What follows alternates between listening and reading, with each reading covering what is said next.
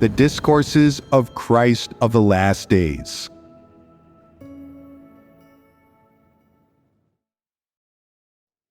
Only in the practice of the truth is there life entry. Pursuing the truth is not an easy matter. People must learn to see things according to God's words. In the past, people had many wrong views. If they do not seek the truth, they will not realize them, and will still carry on like before, thinking they are right, and being arrogant and self-righteous, where even if you prune them, they still will not admit their mistake. It is very hard to change the perspective from which people who do not pursue the truth view things. For example, when some people see that there is a person in the church who used to lead a company, feelings of respect and admiration arise in their hearts. They envy, admire, look up to, and even revere people like this. This person has status in their hearts. What should be done in this situation?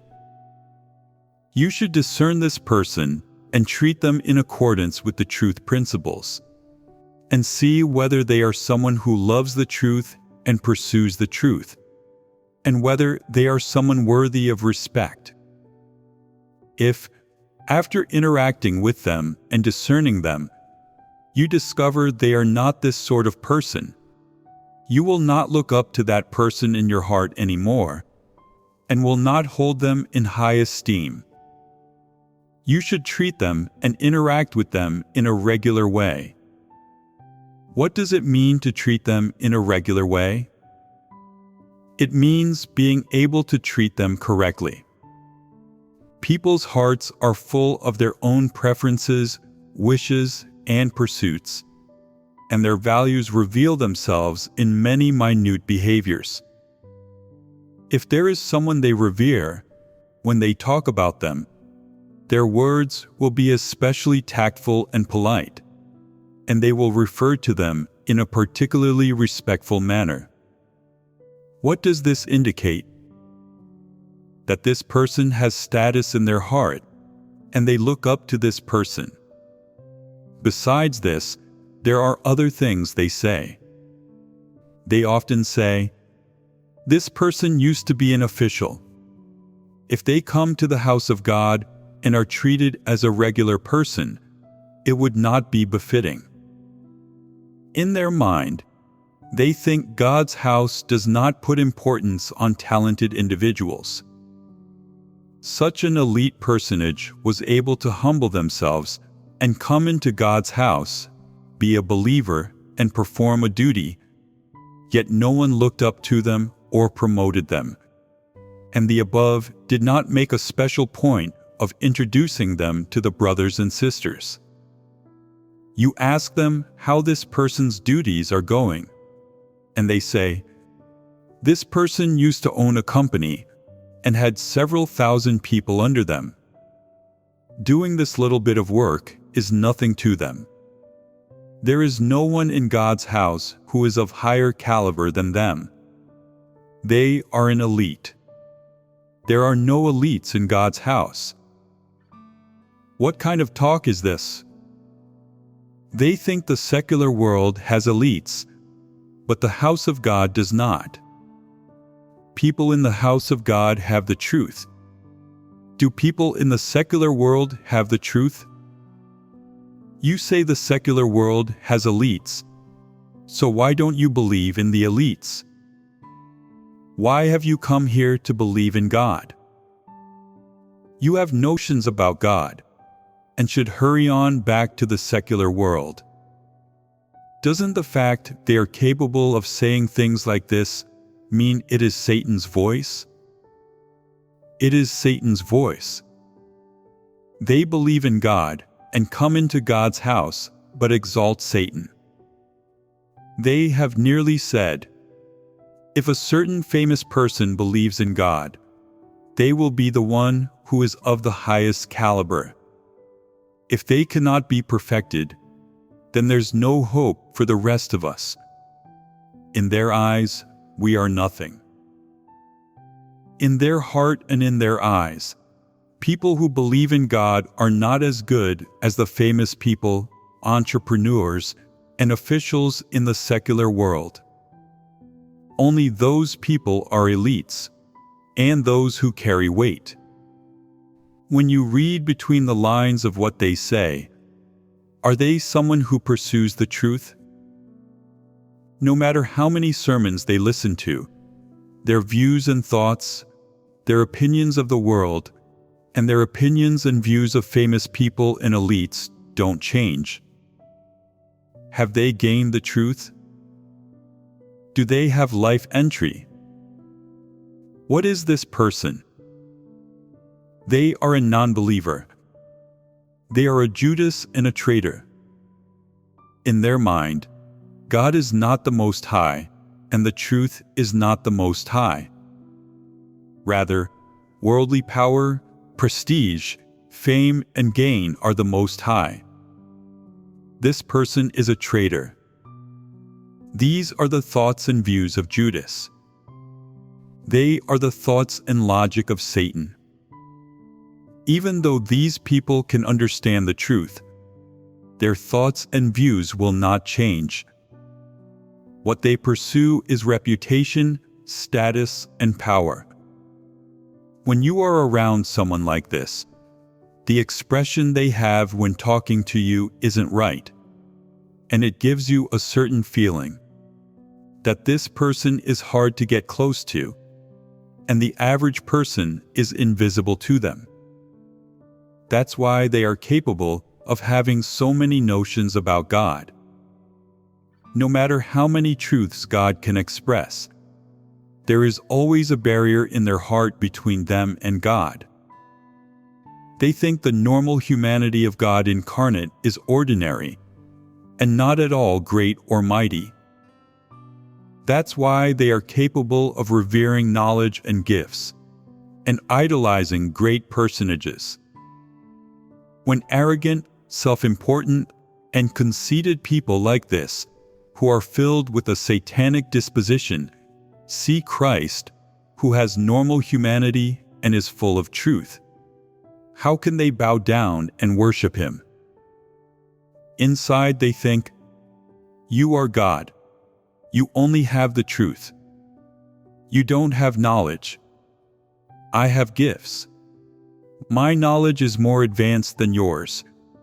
My talents are more advanced than yours. My ability to handle things is stronger than yours. And I am better at speaking with the outside world than you." When they do some work in the church, have some capital, or make some contribution, they think even less of God. Is this a person who pursues the truth? No. People who do not pursue the truth exhibit a myriad of ugly behavior and do not have an ounce of reason. So these people often get caught up in the outward phenomena of people, events, and things. One moment they think God is right. One moment they think he is wrong. One moment they think there is a God. One moment they think there is no God. One moment they think God is the one who is sovereign over the heavens and earth and all things. One moment they doubt that God is sovereign over the heavens and earth and all things. Their heart is always conflicted and battling. Although the second type of person has spiritual understanding and understands the truth in the most shallow sense of its meaning, which is that of mere words and doctrine, which still counts as having some comprehension abilities. While they are able to understand some truths, they never put them into practice. What are their manifestations? The pursuit of work, the pursuit of being blessed, the pursuit of satisfying their own vague faith and spiritual sustenance, and the pursuit of reputation and status. This is the second type of person. The third type are people who have spiritual understanding and pursue the truth. People who have spiritual understanding can understand what God's words are saying, take the various states exposed in God's words, and draw comparisons with themselves, and recognize what is problematic about their state. However, being able to draw comparisons does not mean you are someone who pursues the truth. If, after drawing comparisons with yourself, you practice and enter in, only then are you someone who pursues the truth. If people can understand God's words and use the principles of God's words that they understand as a foundation on which to truly enter in, how do people like this manifest themselves in terms of pursuing the truth? For one thing, they can accept God's commission and perform their duty well. For another, they can seek the truth when facing the circumstances God arranged and achieve submission. Another aspect is that they put importance on examining every aspect of their states and revelations in their daily life, and are then able to draw comparisons with themselves according to God's words, resolve problems, and are able to get to the point where they are principled in the way they approach every sort of matter, and have a path to practice in every sort of matter. For example, the last time I fellowshipped and dissected Paul's 7 major sins, you must be able to draw comparisons with yourselves, truly understand it, and practice and enter in. Drawing comparisons and life entry are intricately connected to each other. Being able to draw comparisons with yourself is the gateway to life entry. How you enter after going through the gateway will depend on whether you understand this aspect of the truth. When you understand an aspect of the truth, you can enter into an aspect of reality. And when you understand 2 aspects of the truth, you can enter into 2 aspects of reality. If you just understand the doctrine and do not have the principles of entry, then you will be unable to enter into reality. Therefore, it is key that you first understand a lot of truths. How can you understand them? You must read a lot of God's words, ponder His words, draw connections between them and your real life and the duties you perform, find principles of practice, and find a path to practice. Then it will be easy to enter into reality. If some real problems exist, you must compare them to relevant passages of God's words and resolve them. If you have notions or misunderstandings about God, then it is even more necessary to draw comparisons with God's words. Be able to discern in what way these notions or misunderstandings are actually wrong, and what nature of problems they are. You must be able to dissect these problems, then seek the corresponding truths to fix them. This is the path to life entry. Paul did so much work, but did he have a path to life entry? Absolutely not. What was the first of Paul's 7 major sins? He treated the pursuit of a crown and the pursuit of blessings as appropriate objectives. In what way is treating the pursuit of blessings as an objective wrong? It flies completely in the face of the truth and is not congruent with God's will to save people. Since being blessed is not an appropriate objective for people to pursue, what is an appropriate objective? The pursuit of the truth, the pursuit of changes in disposition, and being able to submit to all of God's orchestrations and arrangements. These are the objectives that people should pursue. Say, for example, being pruned causes you to have notions and misunderstandings, and you become incapable of submission. Why can't you submit? Because you feel that your destination or your dream of being blessed has been challenged. You become negative and upset, and try to get out of doing your duty. What is the reason for this? There is a problem with your pursuit. So how should this be solved? It is imperative that you immediately abandon these mistaken ideas, and that you immediately seek the truth to solve the problem of your corrupt disposition. You should say to yourself, I must not quit. I must still do well the duty that a created being ought to, and put aside my desire to be blessed.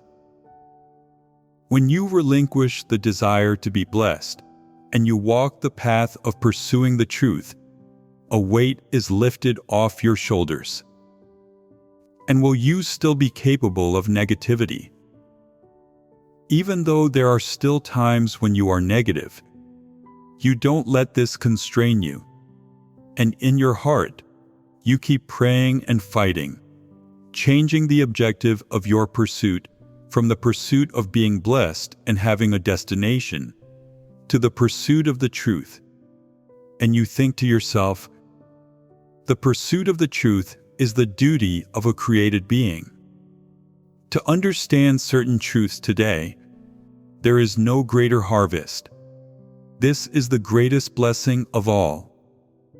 Even if God does not want me, and I do not have a good destination, and my hopes of being blessed are shattered, I shall still do my duty properly. I am obligated to. Whatever the reason, it will not impact my performance of my duty. It will not affect my accomplishment of God's commission. This is the principle by which I conduct myself. And in this, have you not transcended the constraints of the flesh? Some may say, well, what if I'm still negative? Then seek the truth again to resolve it. However many times you fall into negativity, if you just keep on seeking the truth to resolve it, and keep on striving for the truth, you will slowly emerge from your negativity.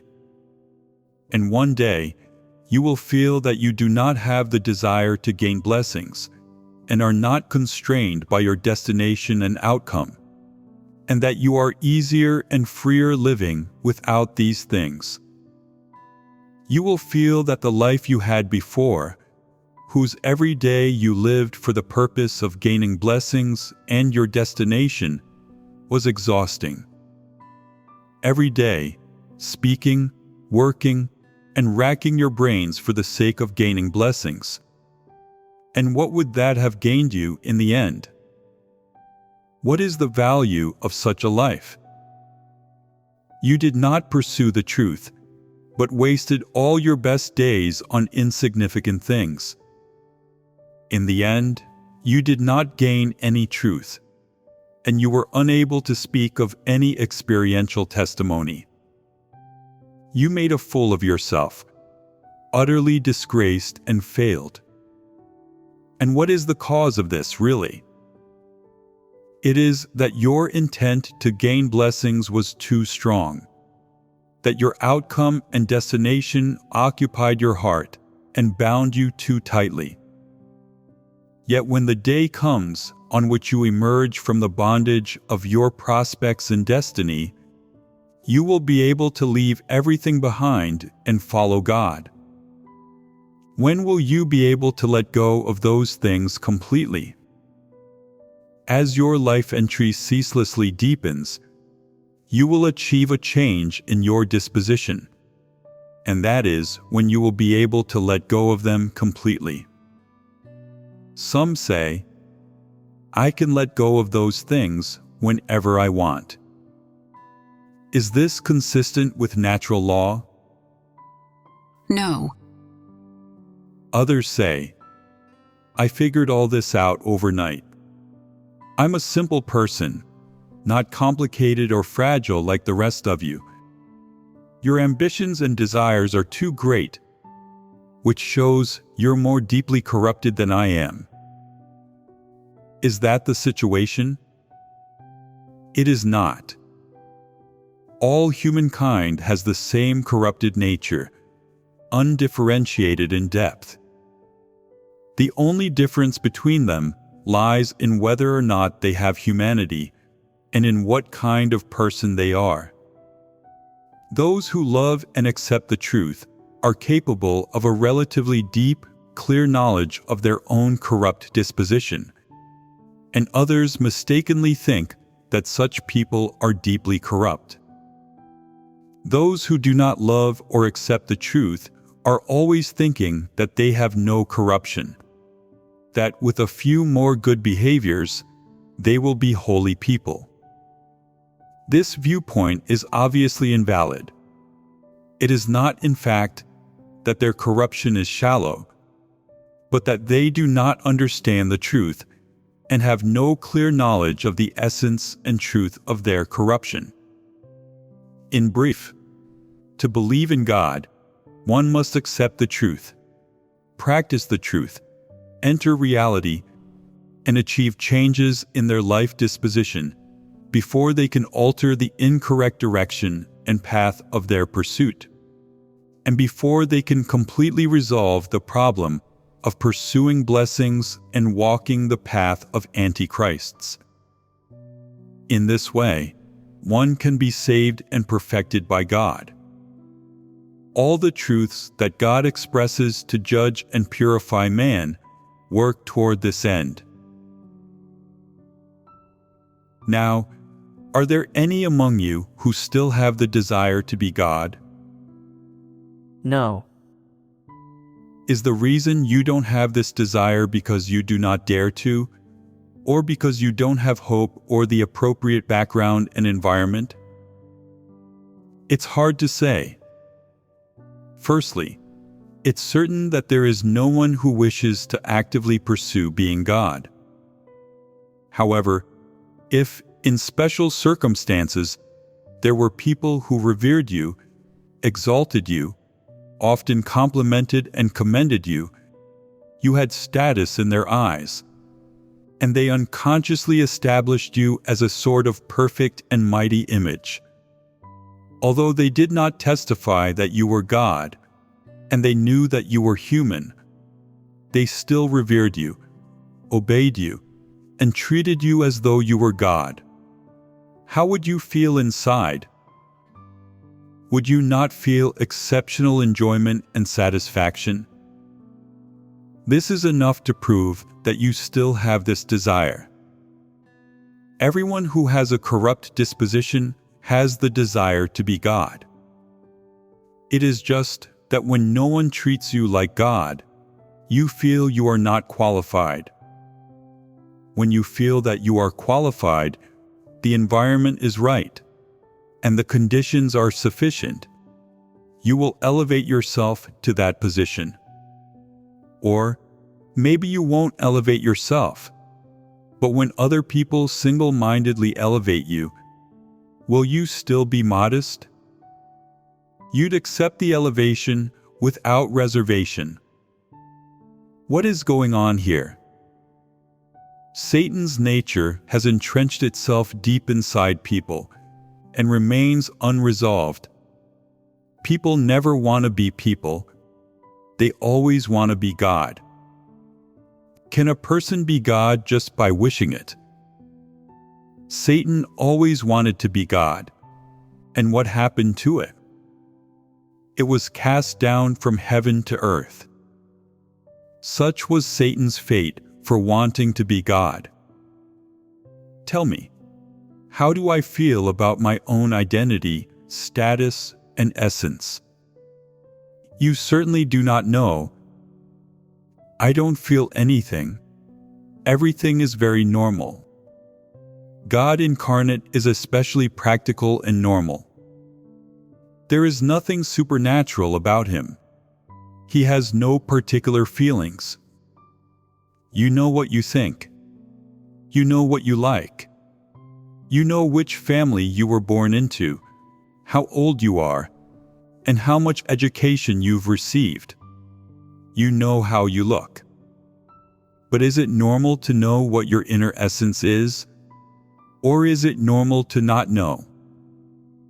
It is normal to not have any feelings about this. Having feelings about it would be supernatural. It would not be of the flesh, and would not be normal humanity. Supernaturality is abnormal. Those who always express themselves in abnormal ways and have abnormal feelings are evil spirits, not mortal beings. Some people ask me if I know who I am. Tell me what I know. Should I know? I have the logic and ways of thinking of normal humanity. I have normal thoughts and a normal routine life of the flesh.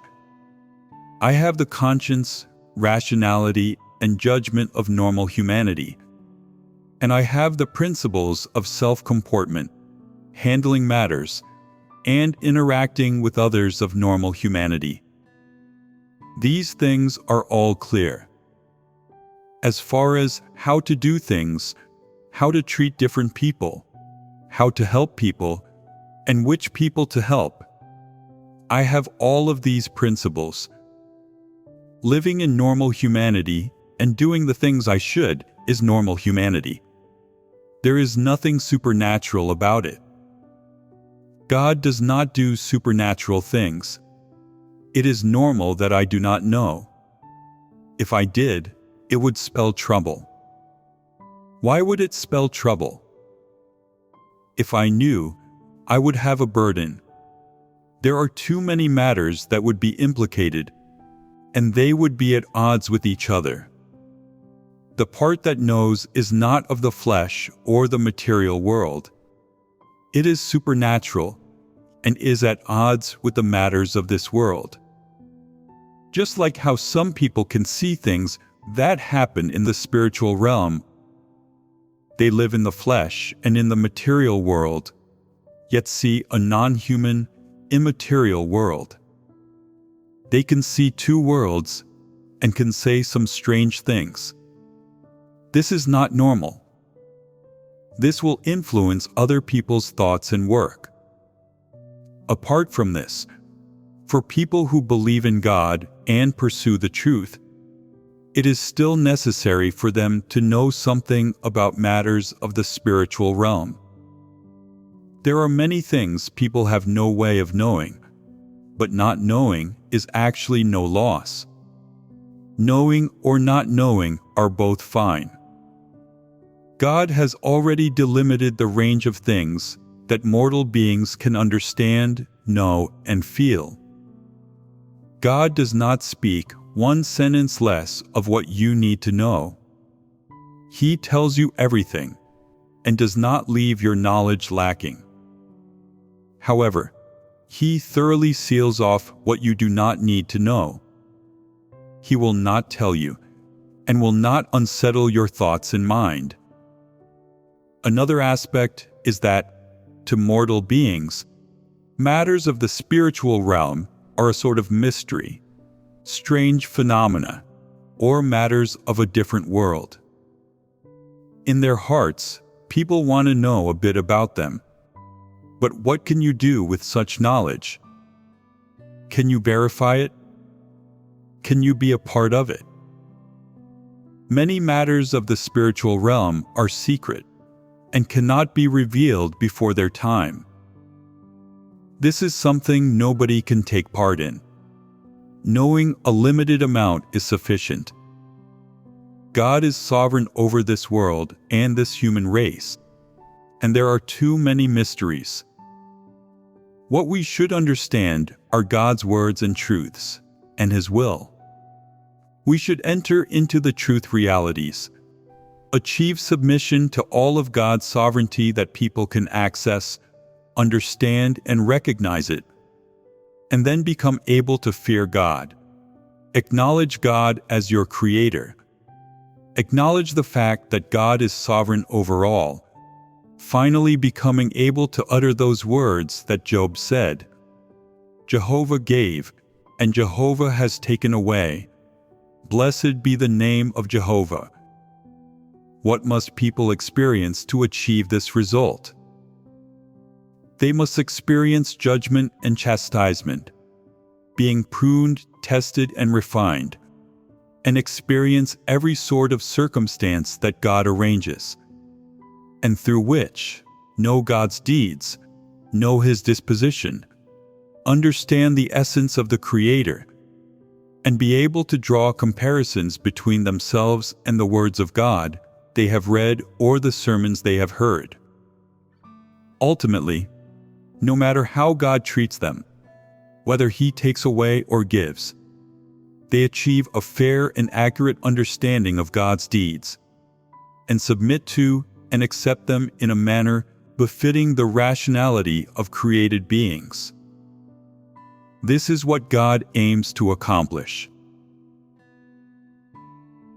Let's return to our topic of fellowship for today. The manifestations of people who pursue the truth and the manifestations of people who do not pursue the truth are basically these three types. I have made a detailed distinction between these three types of people. The first type are people who do not have spiritual understanding. The second type are people who have spiritual understanding but do not pursue the truth. And the third type are people who have spiritual understanding and pursue the truth. Of these three types of people, which one has hope of entering the truth realities and can achieve salvation? The third type. Which type of person has hope of entering the truth realities, meaning they can develop and change into a person who has the truth realities? The second type. In this case, has the first type of person effectively been sentenced to death?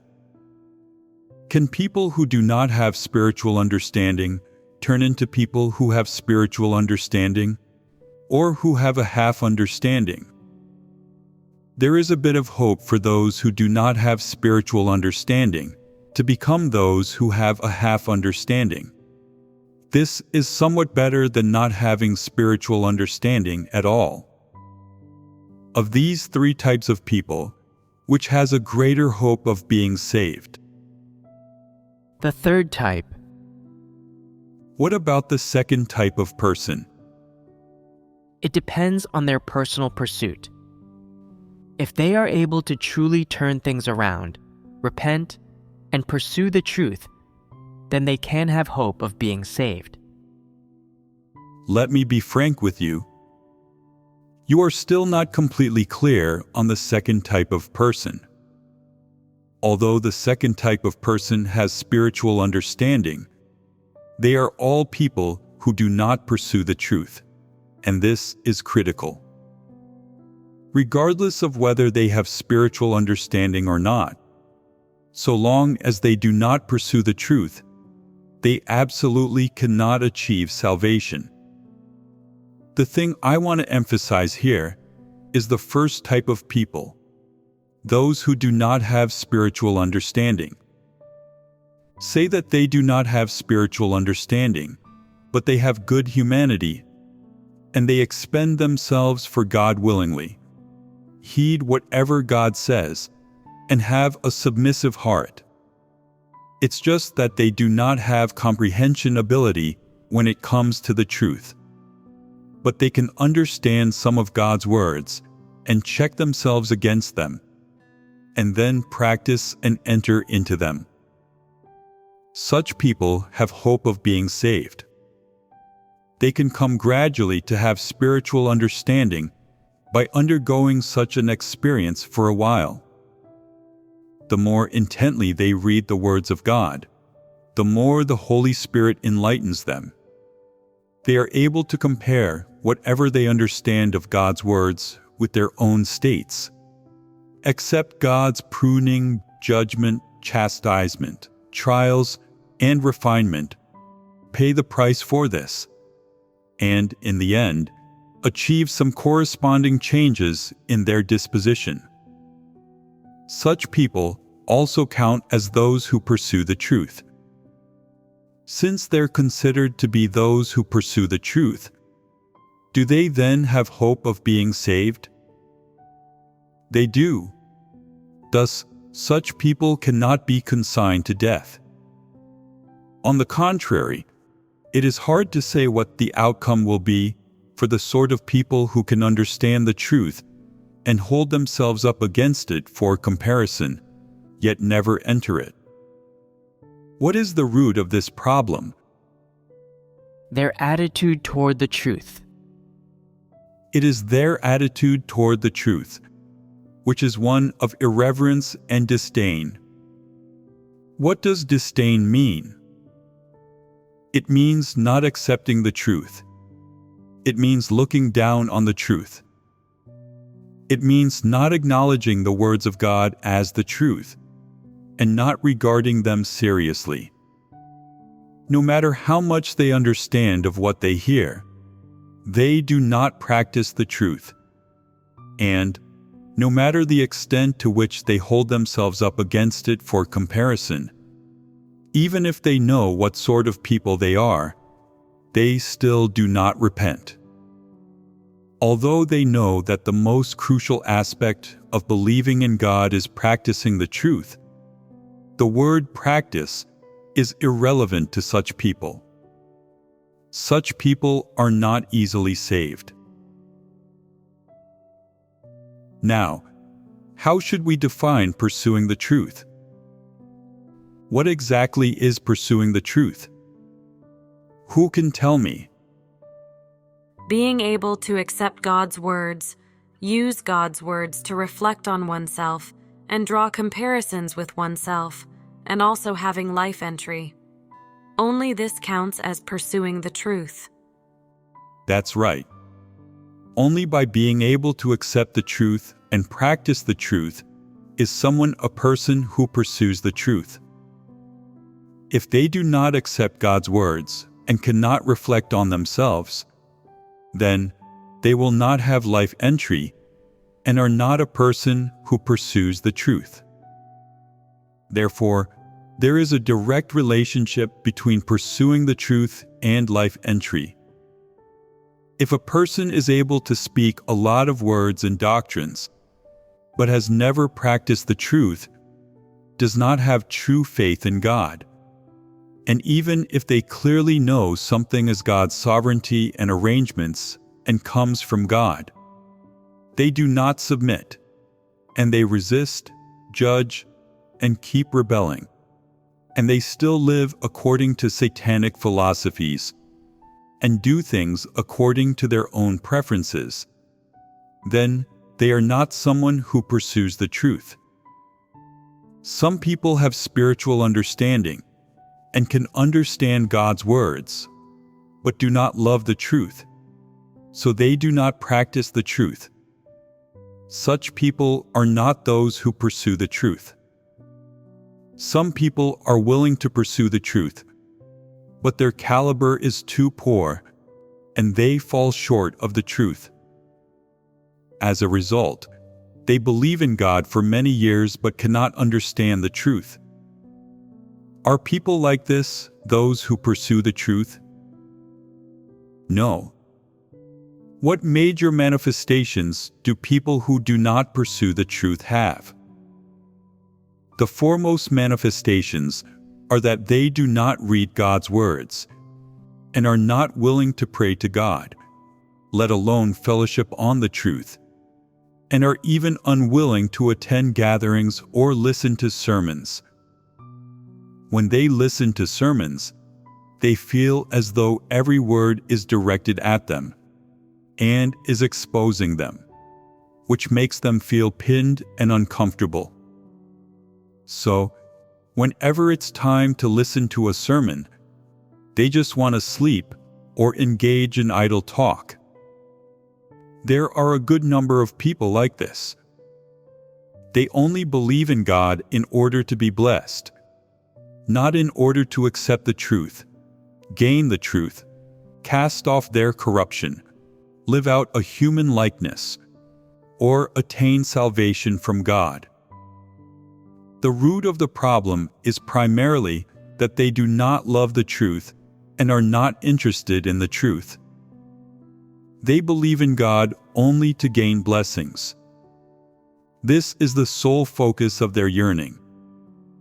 For the sake of obtaining blessings, they can labor and give things up, but they cannot accept the truth and are not interested in the truth.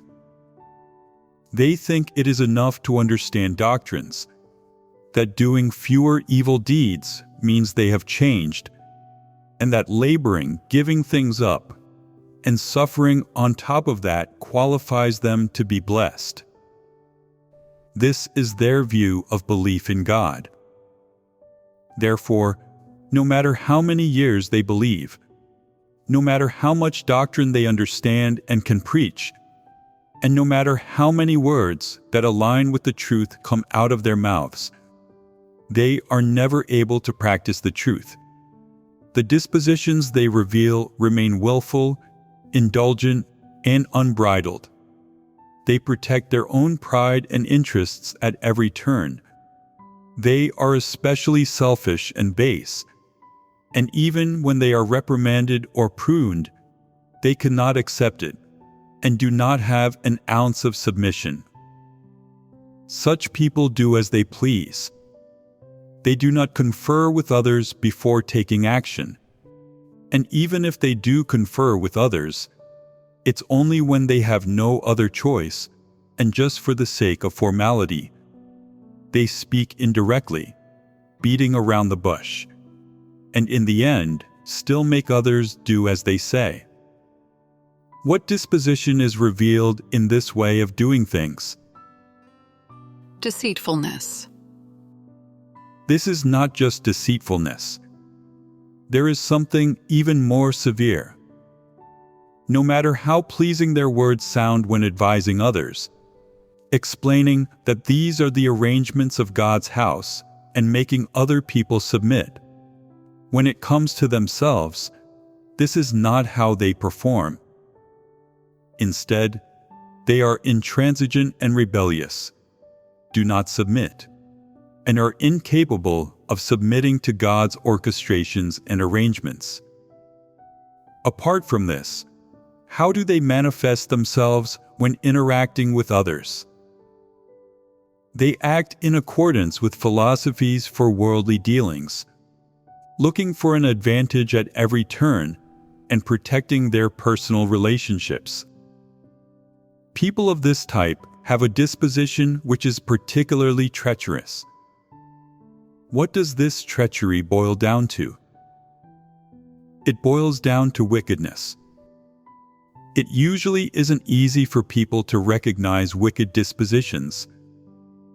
When people with wicked dispositions speak with others, there is always an element of temptation and probing for information.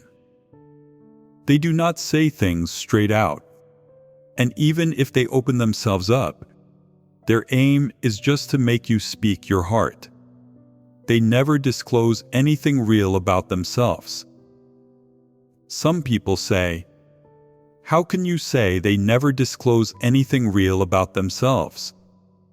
They are always fellowshipping with people regarding the corrupt disposition they reveal. What does that bit of fellowshipping count for? They do not tell anyone what they truly think inside. Also, they use all sorts of tactics and methods, or all sorts of turns of phrase to vigorously cover up and disguise who they are, presenting a false image to people. If some people get to know what they are really like, and know the bad things they did, they just pretend and say a few words of remorse, adopting misleading methods to make people believe they have repented and changed. If they do something bad again and expose their bad deeds, letting people see that they are actually an evil person. They will rack their brain and think of every way they can to cover this fact up and make people still treat them as a brother or sister. What disposition is this? It is a wicked one. Not only do people who have this sort of wicked disposition not accept the truth in any way, but they are skilled at pretending, and always come up with a clever defense or justification for themselves. They are hypocritical Pharisees. What this type of person fears most is people fellowshipping on the truth, people opening their hearts up to know and dissect themselves, or people exposing the true facts of a matter and thereby exposing them. Whenever someone is fellowshipping on the truth, they get particularly annoyed and do not want to listen. Their hearts resist it and are put off by it. This completely exposes their ugly aspect of being averse to the truth. Besides understanding the truth but not practicing it, this type of person has another problem, which is that they have an attitude of resistance and disdain toward positive things and correct views, especially toward words which are aligned with the truth. When it comes to any positive thing or any words that are aligned with the truth, so long as it's not what they consider good or not spoken by them but by someone else, they will not accept it. What disposition is this? Foolishness, intransigence, and stupidity. How should you evaluate whether a person pursues the truth? The primary thing to look at is what they reveal and manifest in their ordinary performance of their duties and their actions. From this, you can see a person's disposition. From their disposition, you can see whether they have achieved any change or gained any life entry.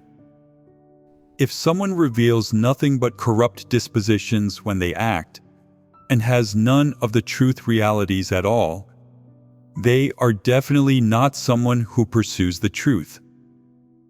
Do those who do not pursue the truth have life entry? No, they certainly do not.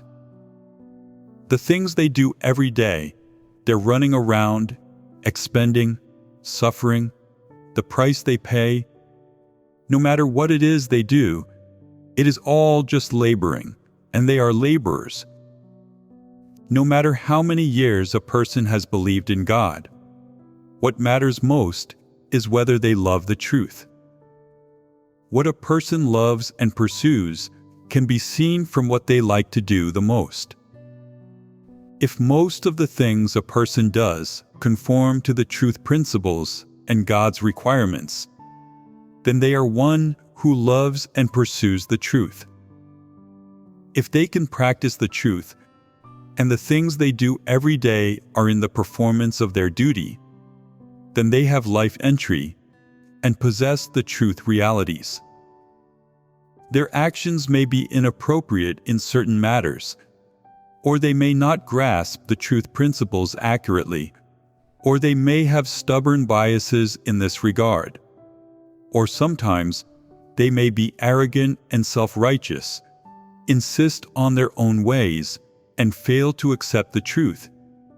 But if later they are able to repent and practice the truth, this proves without a doubt that they have life entry and pursue the truth.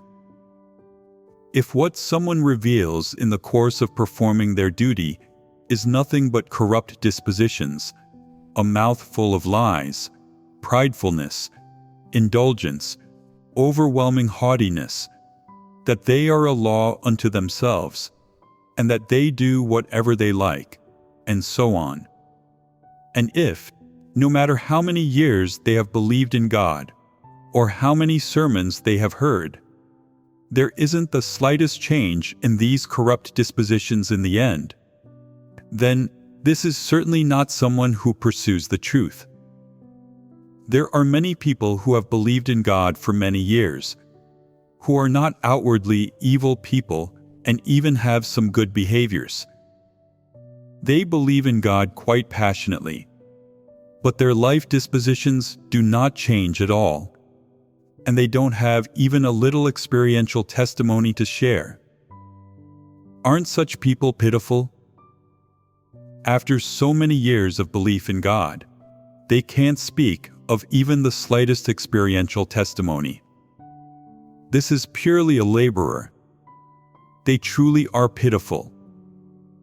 In short, to evaluate whether a person pursues the truth and has life entry, you must look at their disposition and essence as revealed and expressed by them, and see if there is any change in their disposition. Always speaking words and doctrines, and engaging in disguise and deception cannot be sustained for long. They only harm themselves without deceiving others. Those who do not accept the truth and do not pursue the truth will sooner or later be revealed and eliminated. Only those who accept and practice the truth can gain life entry and have a change in disposition. I have finished fellowshipping on what life entry is, what pursuing the truth is, and all the different manifestations of people who pursue the truth. People should hold these things up for comparison against themselves, and when they understand the truth, they need to put it into practice. What is the biggest difficulty for the majority of people who believe in God? It is that they understand the truth, but don't practice it. Although they can compare themselves to God's words after reading them, and are able to gain some knowledge of themselves, why can't they put the truth into practice? The majority of people cannot find the reason. For example, all people have arrogant dispositions. They are all particularly arrogant and self-righteous. The majority of people are capable of recognizing this, but can they avoid revealing their arrogance? This isn't easy to achieve. Although they are able to compare themselves to God's words when they read them, they acknowledge they have an arrogant disposition, and they have a path to practice. The difficult thing is that whenever they do something, they frequently have their own preferences, intents, and goals, and they cannot see that these are all connected to their corrupt disposition. They need to learn to be discerning about these things, and must understand the truth, fix what should be fixed, and let go of what should be let go. That is, they should no longer do things for the sake of their intents, desires, pride, status, and interests. They should halt the course of their evil doing, and refrain from saying another sentence or performing another deed for their own interests. If you do this, you will already have gained a heart of repentance, and will have started to transform on your negative side. If you take even more initiative, and apart from not speaking for your own sake, you are also able to dissect yourself, letting the brothers and sisters see the manifestation of your arrogant disposition, so they can learn from it, gain some lessons, benefit from it, and find a path of practice. That would be even better. What is the difficult thing? The difficult thing is to let go of all your intents, aims, ambitions, desires, and interests, to not do things for your own sake, and to not busy yourself or rush about for your own sake. Paul said he had finished his course. For whom was he running this course? He ran it so he could be blessed and obtain a crown. But Paul lacked this understanding. he likely still thought he was running the course for God and to complete God's commission, certainly not for his own sake. That's why he dared to show off and testify for himself in such a boastful and unabashed way. He was obviously defending and explaining himself. At the same time, this is also the best proof that he was testifying that for him to live was Christ. He was blatantly testifying for himself and resisting the truth. He was blaspheming the truth. There are many people now who revere Paul, whose hearts are filled with ambitions and desires, who all want to testify for themselves. I have fought a good fight. I have finished my course. I have kept the faith. From now on, there is laid up for me a crown of righteousness. By doing this, are they not giving free rein to their desires and ambitions, letting them continuously inflate, revealing them in every situation for them to be realized? If you cannot overcome your desires, then it is completely over for you. You will be unable to enter the truth realities. What is the crux of this issue? We must rebel against our intents. Rebelling against your intents is a negative way of practice. You must also be able to actively expose them, just like exposing other people. If you said something like, "I will tell you the truth about myself. I have very excessive ambitions, and I desire to win you over. Right now, I am opening myself up to all of you. I am willing to rebel against the flesh. I will not be Satan's accomplice. My aim in exposing myself this way is to let you see my true face clearly, so you will not revere me." What effect would this way of practicing have? Everyone would certainly admire you. Wouldn't this be much better than the reverence and high esteem you would get in exchange for using all sorts of base tactics? At least this is positive.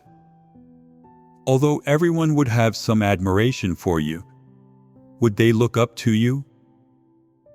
Perhaps some might. But you must find ways to make them abandon this behavior. Always expose yourself saying, "I am also rebellious, and my rebelliousness is more severe than yours. I am also deceitful and wicked. When I spoke that time, I had an aim in mind, which was to make you look up to me and not look down on me." After everyone hears this, not only will they not look down on you in their hearts, but they will respect you all the more. This is an above-board way of practicing. Only people who love the truth will do this. People who do not love the truth are incapable of doing this no matter what.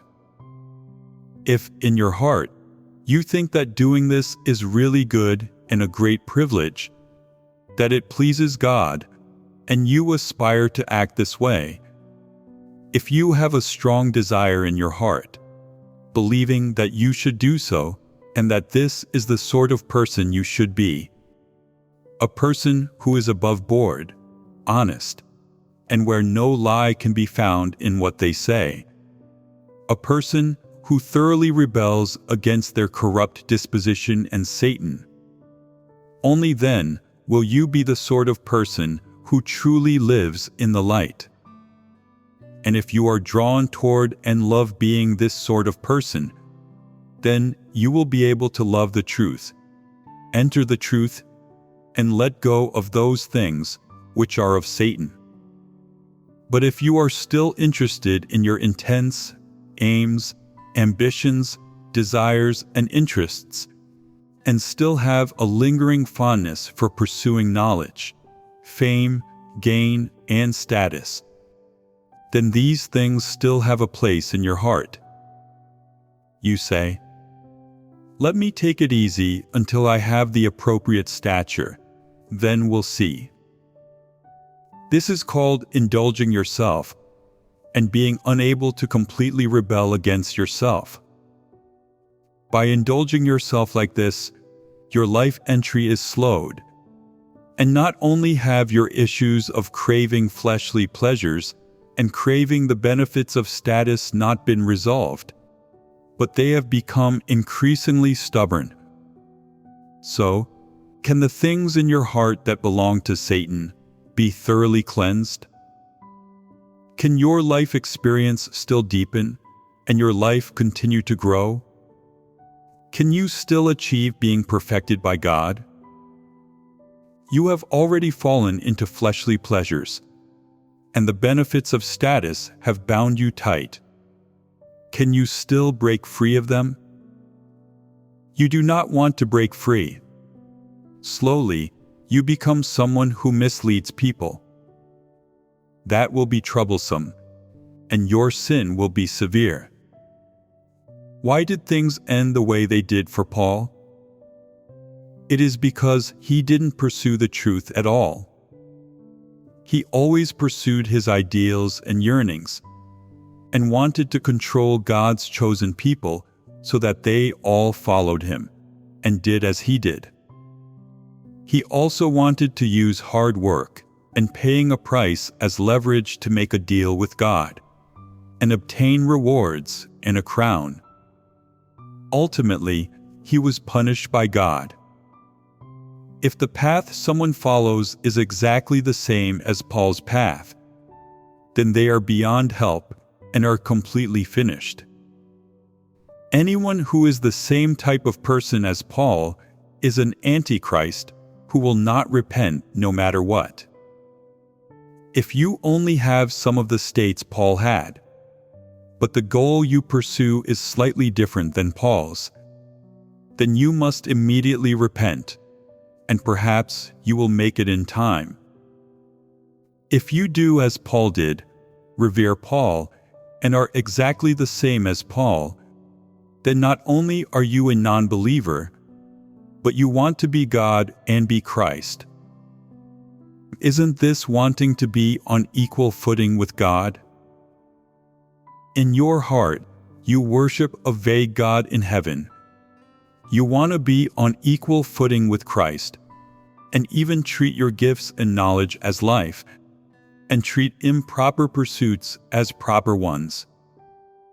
The goals you pursue and the manner of your pursuit are getting closer and closer to what Paul's were, and match Paul's pursuits more and more perfectly.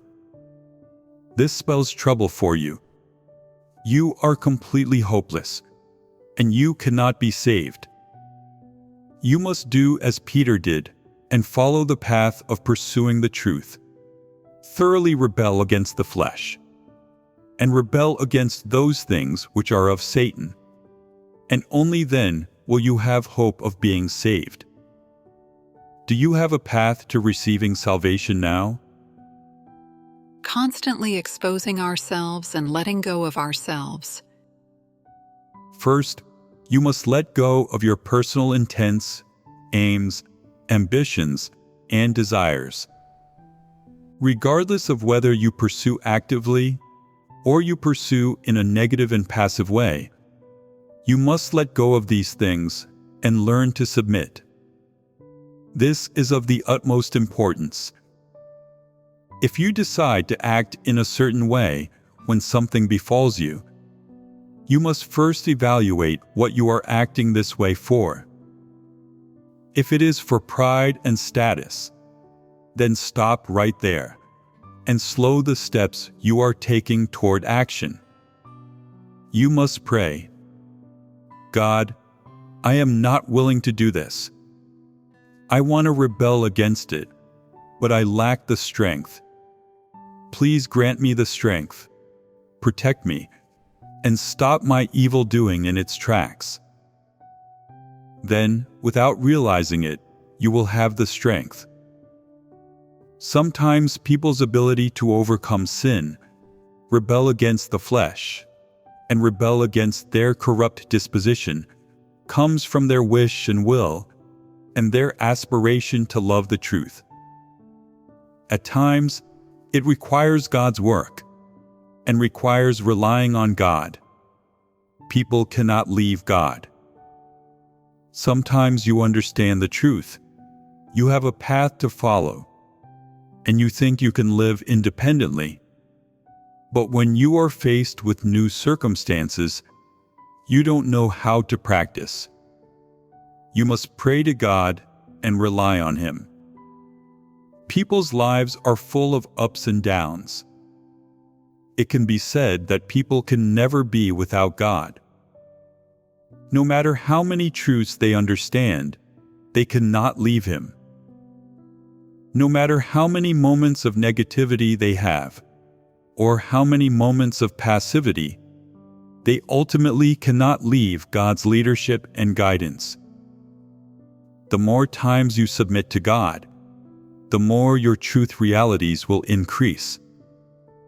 As your truth realities increase, this implies that your life entry becomes deeper and deeper. As your life entry becomes deeper, this means that your disposition is changing more and more. When your disposition has transformed a lot, it means you have gained stature. Your stature is representative of your life entry. When you have stature, you can overcome the control and bondage that your corrupt disposition has over you. Your ability to overcome sin will grow stronger, and your heart will have strength. You will not just have an effective wish, hope, and aspiration. You will not linger at this level. Rather, you will ascend and grow into an adult, becoming someone who has the truth and humanity. This is the path of pursuing the truth, and it is also the result of pursuing the truth. Can you see the direction? Can you see hope? Yes. That is a good thing. Life entry is a process that never ends. You must experience a lifetime in order to gain from it and undergo change. Even if you walk the path of pursuing the truth, if you still crave fleshly pleasures and the benefits of status, you will stumble and fail all the same. Now your path is correct, and you have found your direction. You've already clearly discerned those things that are incorrect, passive, contrary, and negative. There is a boundary between you and these things. As far as positive things, you have also understood and gained quite a lot from them, and can already comprehend and accept quite a lot of them. What remains after gaining discernment over these wrong, wicked, and negative things and actions is to thoroughly banish these things from your heart, thoroughly abandon them and rebel against them, and then practice according to the principles of the truth. This way, you will have life entry. Life entry is actually not hard. It just depends on whether you truly love the truth. If you truly love the truth, these negative things will not be able to defeat you. You may be passive and weak for a time, but will still be able to continue moving forward. If you do not love the truth, or you do not love the truth that strongly, just focusing on outward formalities, expending a little of yourself and giving a bit of yourself, being able to rise early and sleep late to perform your duty. If you just linger at the stage of laboring, not wanting to attain an understanding of the truth or enter reality, merely content to expend yourself for God and commit no more major transgressions, and you stagnate and do not move forward, what will the consequences of all this be? you absolutely will not receive God's approval. If you want your pursuit of the truth to be successful and truly want to gain life, it is no simple matter. You must let go of your own interests and abandon all improper pursuits, like pursuing fame, gain, and status, pursuing blessings, or pursuing a crown or rewards. All of these must be let go of. If you truly love the truth and enjoy pondering God's words, then life entry will not be a difficult matter for you. So long as you understand the truth, you naturally will have a path and will not have much difficulty.